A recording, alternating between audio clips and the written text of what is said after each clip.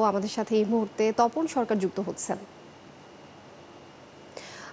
তপন সরকার এই যে 20% কমিয়ে আনলো, এই বিষয়টা আপনি কিভাবে দেখছেন? আর বাংলাদেশের উপর যে বাড়তি শুল্ক 20% নামিয়ে এনেছে ট্রাম্প প্রশাসন, এই বিষয়টির ব্যাপারে জানাবেন।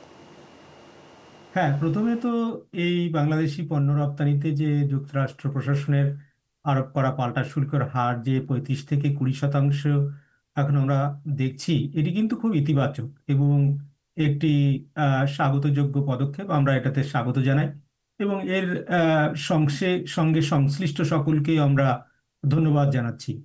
তবে বিশ্ব অর্থনীতিতে কিন্তু একটি দেশ, শুধুমাত্র একটি দেশ কম শুল্ক পেলেই যে তার যে ব্যবসা ভালো চলবে তা কথা নয়।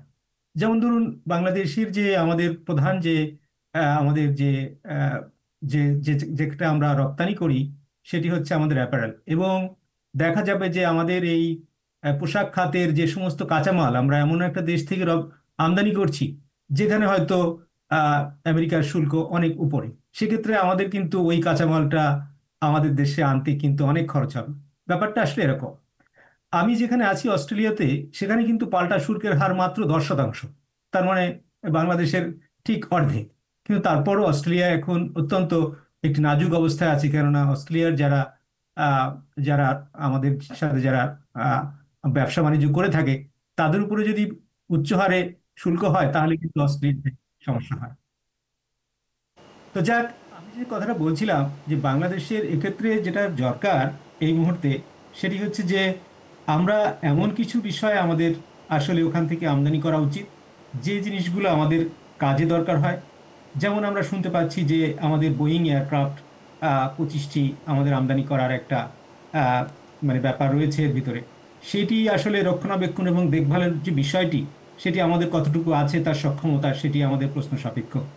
কিন্তু আমরা যদি সেখান থেকে গম আমদানি করি, তুলা আমদানি করি, সেগুলো কিন্তু আমাদের দরকার, সেগুলি আমাদের কাঁচামাল।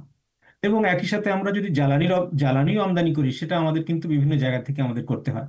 তো আমাদের এই পুরো প্রক্রিয়া আমাদেরকে খুব সুন্দরভাবে বিষয়টাকে একটু চিন্তা ভাবনা করে করতে হবে, যাতে আমাদের নিজস্ব চাহিদা পূরণ হয় এবং আমাদের এখানে আমাদের জনশক্তিকেও সে কাজে কাজে লাগানো যায়। অধ্যাপক ডক্টর তপন সরকার, তাহলে স্বল্পমেয়াদী আর দীর্ঘমেয়াদীর পরিকল্পনা কেমন হওয়া উচিত রপ্তানি দেখুন, আমি তো টেকসই স্বল্পমেয়াদী যে করতে? হ্যাঁ, স্বল্পমেয়াদী পরিকল্পনা আসলে এই মুহূর্তে কিন্তু যে ধরনের শুল্ক হারটি আসছে, এটাই যে সর্বশেষ শুল্ক হার সেটি কিন্তু আমরা শিওর নই। বিভিন্ন দেশের যে শুল্ক হার সেটি কিন্তু কমে আসছে। স্বল্পমেয়াদী যে বিষয়টা আমাদের দেখা দরকার সেটি হচ্ছে যে আমাদের এখন উচিত নতুন নতুন বাজার সম্প্রসারণ কিভাবে করা যায়, সেটা নতুন নতুন জায়গা থেকে আমরা কিভাবে এমনভাবে আমদানি করতে পারি যেখানে শুল্ক হার কম আছে, সে বিষয়গুলো আমাদেরকে খুব পর্যালোচনা করতে হবে। একই সাথে যদি আমি দীর্ঘমেয়াদী একটা পরিকল্পনার কথা বলি, তাহলে আমাদের নিজস্ব একটি আহ, এমনভাবে আমাদের শিল্পকে গড়ে তুলতে হবে যেটি কিন্তু বাইরের এই সমস্ত যে সমস্ত সমস্যাগুলা বা বাইরের যে সমস্ত প্রভাবগুলো থেকে যেন আমরা মুক্ত থাকতে পারি। তো আমাদের অবশ্যই এখন চিন্তার বিষয় এ ধরনের বিষয়টা যে এখনই থেমে যাবে তা না। এটি একটি দীর্ঘমেয়াদী একটি আহ, আমাদের উপর একটা প্রভাব ফেলবে এবং এর জন্য আমাদের খুব গভীরভাবে চিন্তা করে আমাদের স্বার্থে যেটা ভালো সেভাবে আমাদেরকে সিদ্ধান্ত নিতে হবে। অধ্যাপক ডক্টর তপন সরকার, অনেক ধন্যবাদ আপনাকে। দর্শক, আন্তর্জাতিক বাণিজ্য বিশেষজ্ঞ এবং ইউনিভার্সিটি অব সাউদার্ন কুইন্সল্যান্ডের অধ্যাপক ডক্টর তপন সরকারের সাথে আমরা কথা বলছিলাম।